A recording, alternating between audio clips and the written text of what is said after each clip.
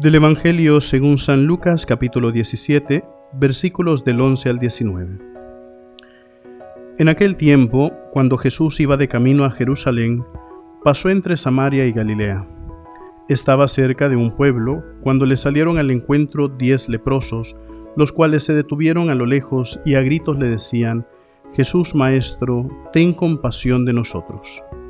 Al verlos, Jesús les dijo: vayan a presentarse a los sacerdotes. Mientras iban de camino quedaron limpios de la lepra. Uno de ellos, al ver que estaba curado, regresó alabando a Dios en voz alta, se postró a los pies de Jesús y le dio las gracias. Ese era un samaritano. Entonces dijo Jesús: ¿no eran 10 los que quedaron limpios? ¿Dónde están los otros 9? ¿No ha habido nadie fuera de este extranjero que volviera para dar gloria a Dios? Después le dijo al samaritano: levántate y vete, tu fe te ha salvado. Palabra del Señor. Queridos hermanos, recordemos brevemente qué significaba la lepra en la época de Jesús. Nosotros hoy en día no discriminamos a los leprosos de la manera en cómo se discriminaba en aquel momento, ¿verdad? Porque la lepra, siendo que es una enfermedad contagiosa, lo que se hacía es que se sacaba a los leprosos de la ciudad y ellos tenían que mendigar, y si se curaban, pues tenían que presentarse ante el sacerdote para que les diera el aval de poder regresar a la vida normal, y si no se curaban, pues ni modo, quedaban a la merced de la vida, a lo que sucediera.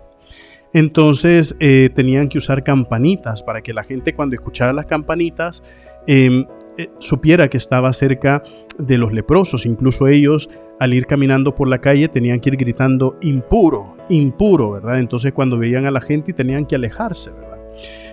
Era una vida muy difícil para los leprosos. Entonces, claro, cualquier tipo de ayuda, cualquier tipo de misericordia, cualquier tipo de amor que se le pueda manifestar a los leprosos, para ellos era agradecido. Es más, hasta tal punto ellos mendigaban el afecto. ¿Por qué? Porque tan grande era su sufrimiento que tenían que mendigar el afecto. Entonces, queridos hermanos, al ver a Jesús y al conocer a Jesús, la primera cosa que hacen, pero imagínense la sensibilidad que tienen, es que desde lejos le empiezan a gritar a Jesús: ten compasión de nosotros, ten compasión de nosotros, muéstranos tu amor. Y Jesús lo hace. Dice: bueno, vayan a presentarse ante el sacerdote y no se preocupen. Y mientras van por camino quedan limpios de la lepra, y al final pues solo uno regresa, y el que regresa es extranjero.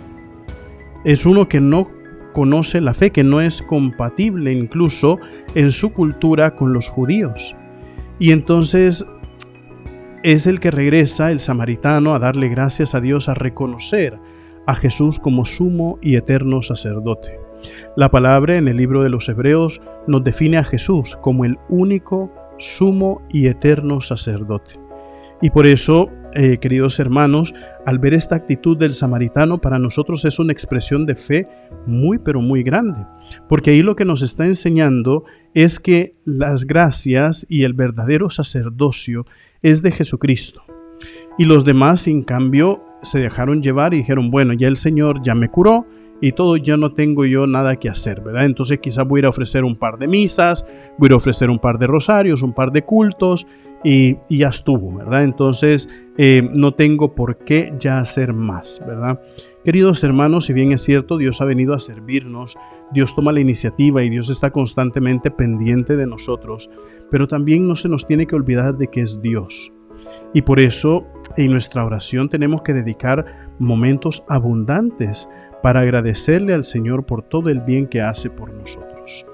Recuerden, mis queridísimos hermanos, nosotros somos lo máximo para Cristo. Así será.